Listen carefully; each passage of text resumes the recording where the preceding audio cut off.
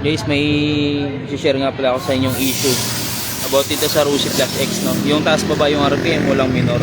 Ang pinaka-the-best nyo kasi, ang gawin nyo, tanggalin lang yung connector as yan.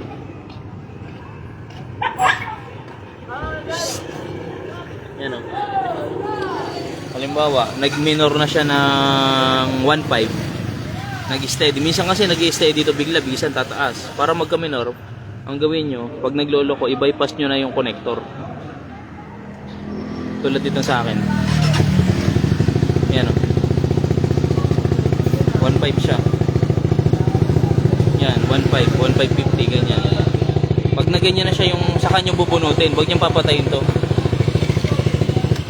Pinatay ko lang. Huwag niyang papatayin yung susi. Ang gawin nyo, bunutin nyo yung connector. Ayun, o. Saan yung connector? Ayan, yan yung connector, o. Tanggalin nyo tong connector niya to para di kayo mahirapan, no? Yung connector na yan. Yan. Yung connector na to, tanggalin nyo to. Pagkatanggal nyo, okay na yun. Para pag-start nyo ulit, may minor na. Walang check engine yan, guys. Yan, yung connector na yan, dyan. Dyan nakatusok yan. Hinuhugot ko lang yan. Kasi wala akong airbox dito. Tinanggal ko yun. Naka-straight GP kasi. Yan o, yung connector na yan, mismo yung tinanggal ko. Yan lang yun kasi siya responsible sa RPM natin or idle. Okay, yung minor natin, no? Yan lang diskarte. Okay, mga problema na babataas yung RPM nyo. Ganyan kasi nangyari sa akin. Minsan nag-225 RPM. Nasa traffic, nag-225, 3,000. Biglang bababa, biglang 1.8, biglang 1.5, no?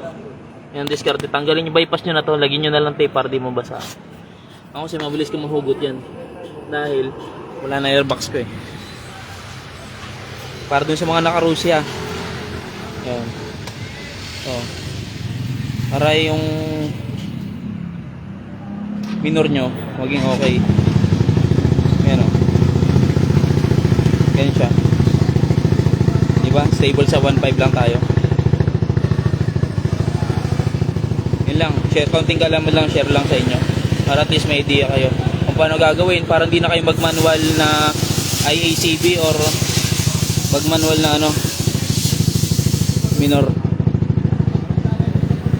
Yan o, sakto lang yan, 1.5. Di mamatayan. Basta pag tumapat sa 1.5, nag-steady dyan, sa kanya bunutin. Huwag nyo nang papatayin to kasi pag pinatayin nyo, may iba na naman yung setting nun eh. Nagko-close on off kasi yan.